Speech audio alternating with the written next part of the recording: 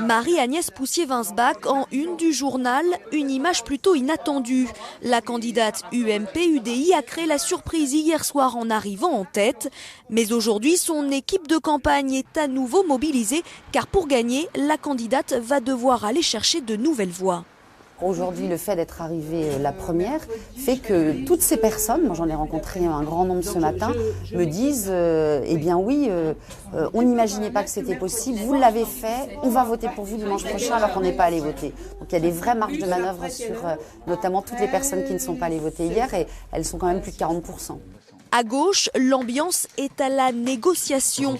Dans le camp de Christophe Courcou, l'union de la gauche est une évidence, mais pas à n'importe quel prix. La tête de liste gauche citoyenne revendique un certain partage des places. On s'est rencontrés 2 fois, nous on estime que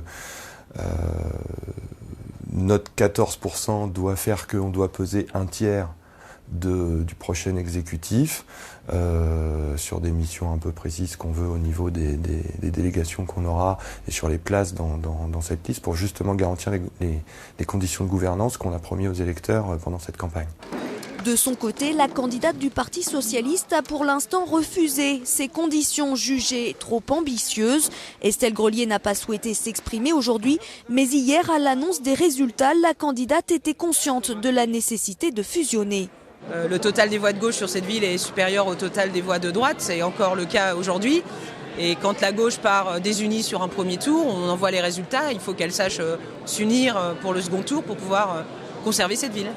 Quant au Front National, Geneviève Salvisberg s'est félicitée hier de son score, 11,44%, assez pour se maintenir. Bien sûr, je me maintiens, bien sûr. De toute façon, on ne peut pas s'allier avec des gens qu'on critique. J'étais face à tout le conseil municipal sortant. Donc je me suis quand même battue, moi, une inconnue, face à des gens qui sont là en place depuis 15 ans. Donc mon score, je suis très, très contente. Au lendemain du premier tour, le scrutin à Fécamp reste très ouvert pour dimanche.